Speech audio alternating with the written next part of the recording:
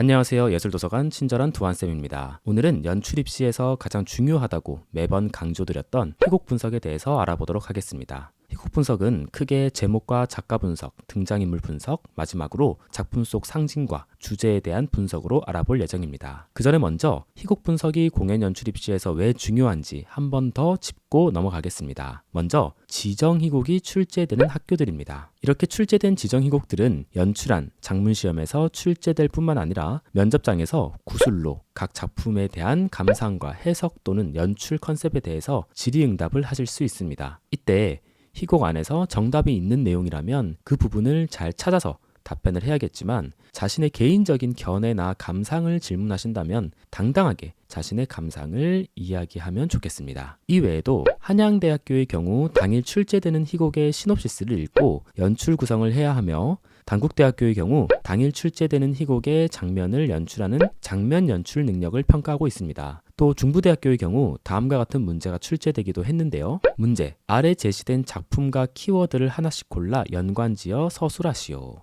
햄릿, 메데이아, 인형의 집, 대머리 여가수, 고도를 기다리며 연출가의 메시지, 테크놀로지, 블로킹, 컨셉 이런 식으로 희곡과 어떤 연출 구성에 대해서 연관지어서 설명하는 문제가 나오기도 했습니다. 이만하면 희곡을 읽고 분석하는 것이 입시에서 얼마나 중요한지 중요성에 대해서는 인지하셨을 거라고 생각하며 오늘은 제목과 작가 분석에 대해서 이야기해 보겠습니다. 첫 번째로 작품의 제목 분석입니다. 먼저 오이디푸스 왕, 엘렉트라, 햄릿, 맥베스처럼 작품의 주요 등장인물들이 작품의 제목인 경우가 있습니다. 이렇게 인물의 이름이 제목인 경우에는 주인공 인물의 개인적인 상황이나 심리가 작품에서 매우 중요한 부분을 차지하게 됩니다. 특히 햄릿은 다른 비극 작품들에 비해 가장 햄릿이라는 주인공 중심적인 이야기이며 햄릿의 심리와 행동이 가장 부각되는 작품이라고 볼 수 있습니다. 햄릿의 제목이 만약 어느 덴마크 왕자의 복수였다면 지금과 같은 고전의 명작이 되지 못했을 수도 있습니다. 하지만 우리가 조금 더 중점적으로 알아볼 희곡들은 작품의 제목 자체에 상징성이 있는 작품입니다.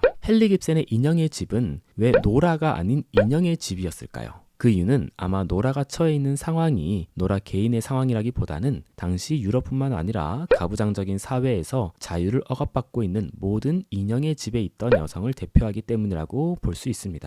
아서 밀러의 세일즈맨의 죽음은 단순히 세일즈맨이라는 직업을 가지고 있던 주인공 윌리 로먼이 죽는 이야기이기 때문에 지어진 제목이 아닙니다. 세일즈맨으로 대표되는 당시 미국 아메리칸 드림의 대표적인 직업군을 가지고 있던 윌리 로먼의 죽음을 통해서 실패한 아메리칸 드림과 한 미국 가정의 사회적 비극을 보여주고 있습니다. 이런 세일즈맨의 죽음은 곧 아메리칸 드림의 죽음을 뜻하는 것으로 볼 수 있습니다. 비슷한 맥락으로 미국인들이 가장 사랑하는 문학작품인 스콧 피츠제럴드의 위대한 개츠비는 위대한 미국으로 해석하는 경우도 덜어 있습니다. 물론 여기에는 제목과 전혀 상반되는 위대하지 않은 주인공 개츠비의 모습을 보여줌으로써 아메리칸 드림에 대한 모순을 반어적으로 표현했습니다. 안톤 체홉의 갈매기의 경우 갈매기가 누구인가에 대한 질문은 여전히 분분한데요. 나는 갈매기, 아니 여배우 라고 말하는 니나, 자신이 쏴 죽인 갈매기처럼 결국 죽음을 맞게 되는 트레플레프, 결국 이 호숫가 마을을 떠나지 못하는 많은 인물들 모두 갈매기로 해석될 수 있습니다.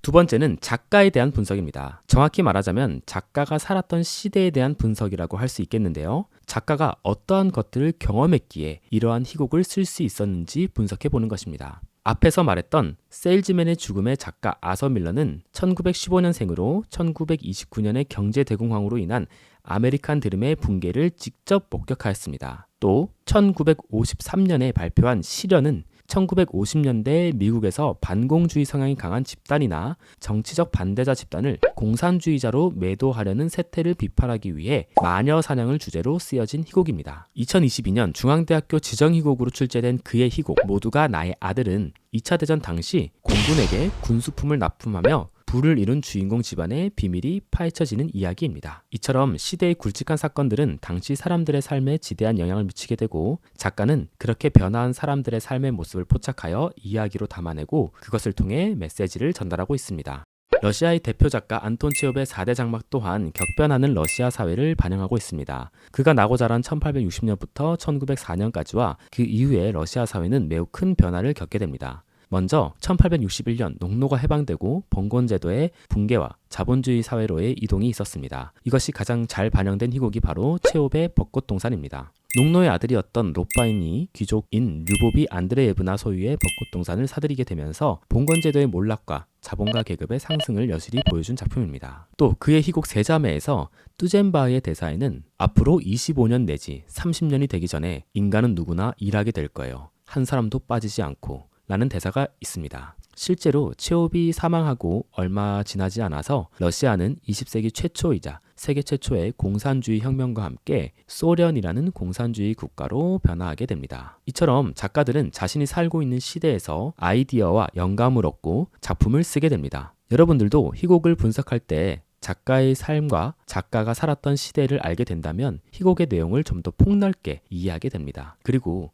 그 시대와 지금 시대가 달라진 부분이 있는지, 여전히 유효하게 남아있는 부분이 있는지 등을 분석해 본다면 그들의 희곡들이 여전히 지금의 관객들에게도 영감을 주고 있는 이유를 알 수 있을 것입니다. 오늘은 이렇게 희곡 분석 첫 번째 영상으로 제목과 작가 분석에 대해서 알아보았는데요. 많은 도움이 되셨으면 좋겠습니다. 다음 영상에서는 작품을 이끌어 나가는 힘, 등장인물에 대해서 알아보도록 하겠습니다. 시청해주셔서 감사합니다.